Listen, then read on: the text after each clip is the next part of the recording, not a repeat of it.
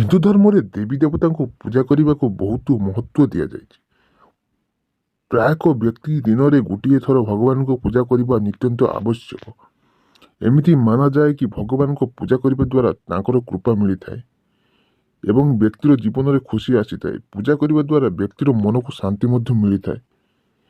କିନ୍ତୁ ଆପଣ ଜାଣିଛନ୍ତି କି ପୂଜା କରିବା ସମୟରେ ଭଗବାନ ଆପଣଙ୍କୁ ତାଙ୍କ ଦିବ୍ୟଶକ୍ତି ଦ୍ୱାରା କିଛି ଗୁରୁତ୍ୱପୂର୍ଣ୍ଣ ସଂକେତ ମଧ୍ୟ ଦେଇଥାନ୍ତି। ଯେତେବେଳେ ବ୍ୟକ୍ତି ପୂଜା କରିଥାଏ, ଏକ ବିଶେଷ ପ୍ରକାରର ଅଦ୍ଭୁତ ଶକ୍ତି ବ୍ୟକ୍ତିର ଚାରିପାଖରେ ବୁଲୁଥାଏ। ଏହି କଥାର ପ୍ରମାଣ ବିଜ୍ଞାନରେ ମଧ୍ୟ କରାଯାଇଛି।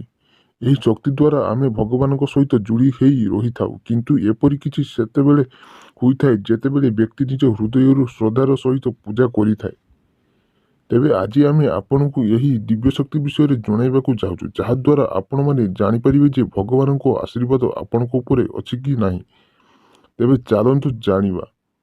ପ୍ରଥମେ ରହିଛି, ଯେତେବେଳେ ଆପଣ ଭଗବାନଙ୍କ ପୂଜା କରନ୍ତି ବା ପୂଜା କରୁଥିବା ସମୟରେ ଯୋଡ଼ା ଯାଇଥିବା ଶିକ୍ଷା ଅଧିକ ପ୍ରଚଳିତ ହେବ କିମ୍ବା ଉପରକୁ ଉଠିଯିବାର ଅର୍ଥ ଭଗବାନ ଆପଣଙ୍କ ପ୍ରାର୍ଥନା ଶୁଣୁଛନ୍ତି।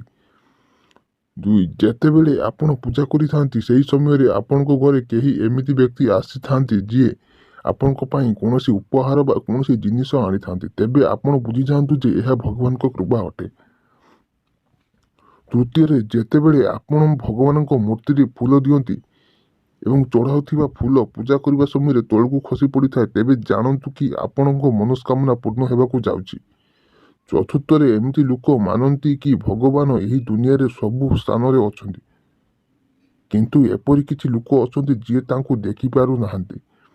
ଯଦି ଘରେ ଆଳତୀ ସମୟରେ ଘଣ୍ଟିର ଶବ୍ଦ ଶୁଣିବାକୁ ମିଳୁଛି, ତେବେ ଏହାକୁ ଭଗବାନଙ୍କ ସତତା ମାନାଯାଇଥାଏ।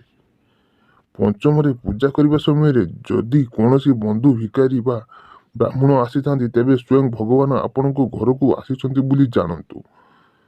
ତେଣୁ ଭୁଲରେ ବି ଏମିତି ଲୋକଙ୍କୁ ଖାଲି ହାତରେ ଯିବାକୁ ଦିଅନ୍ତୁ ନାହିଁ। ଯଦି ଆପଣଙ୍କୁ ପୂଜା କରୁଥିବା ସମୟରେ ଏମିତି ସବୁ ସଂକେତ ମିଳୁଛି, ତେବେ ଜାଣିନିଅନ୍ତୁ କି ଭଗବାନ ଆପଣଙ୍କ ସହିତ ମଧ୍ୟ ଅଛନ୍ତି। ବନ୍ଧୁଗଣ, ଏହି ଥିଲା ଆଜିର ଭିଡ଼ିଓ। ଯଦି ଭିଡ଼ିଓଟି ଭଲ ଲାଗିଛି, ଭିଡ଼ିଓକୁ ଲାଇକ୍ କରିବା ସହ ଚ୍ୟାନେଲକୁ ନିଶ୍ଚିତ ଭାବରେ ସବସ୍କ୍ରାଇବ୍ କରିବେ।